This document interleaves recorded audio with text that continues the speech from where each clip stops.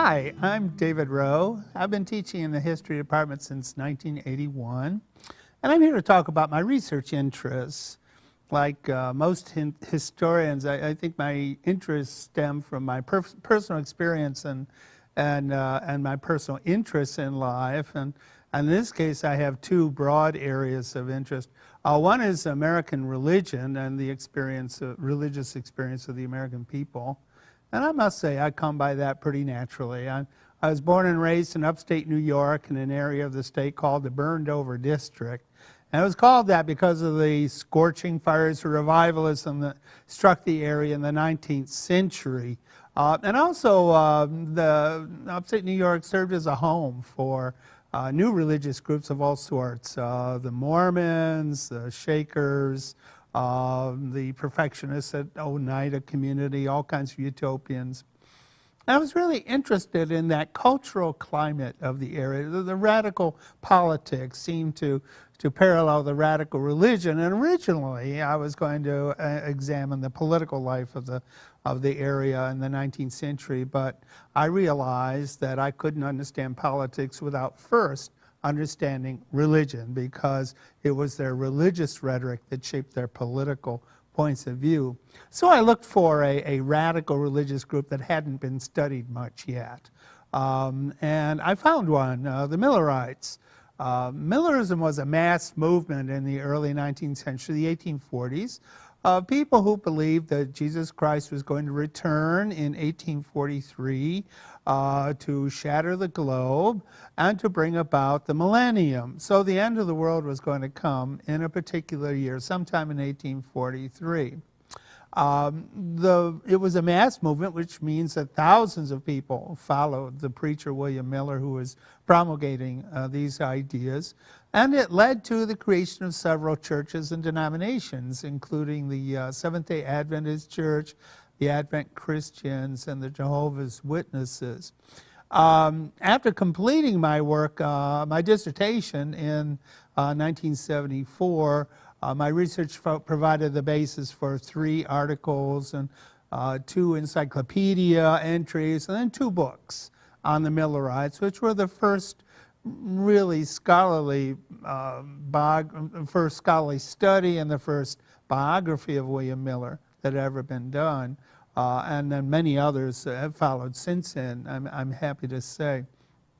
In addition to the Millerites, I have studied the Primitive Baptists and the Stewardship Commission of the Southern Baptist Convention.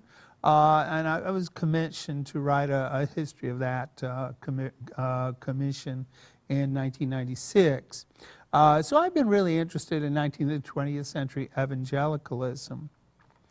Today, I am working on transcribing the diary of an 1813 circuit rider for the Methodist Church named Isaac Conger, who traveled all around middle and central and southern middle Tennessee.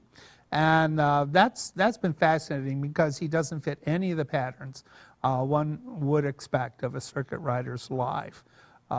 So I'm looking to edit that and publish that at some time. I also am working on architectural history and local history, and very much this results from my experience as well. I worked as an historic preservationist in upstate New York from 1974 until 1981. So I became very much interested in the history of buildings as it relates to the history of people and to organizations, to communities. So architectural history, historic preservation have been part of my research interest as well. And I'm really intrigued by helping people to learn how to use the kinds of research resources that I use on a daily basis. So I've developed a guide to research using Rutherford County Archives. And that was published in 1985. A lot's happened since then, so I'm updating that. And technology is going to allow me to publish that, distribute it widely around the community. I believe, for me, research questions boil down to 2 or 3 basic concerns. In American religion, the central question is, how did religion shape America, and how did America shape religion? How do people live religious lives, and how do those lives change? That's a question of American culture rather than institutions. And so I would define myself as a cultural historian of American religion. And the same thing is true of American architecture.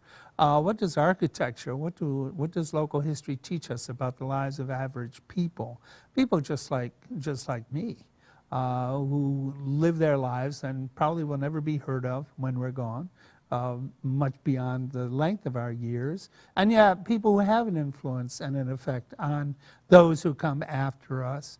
So for me, the value of history is to enable individuals to claim their past, discover their past, and communities to grow into their heritage as they approach their future.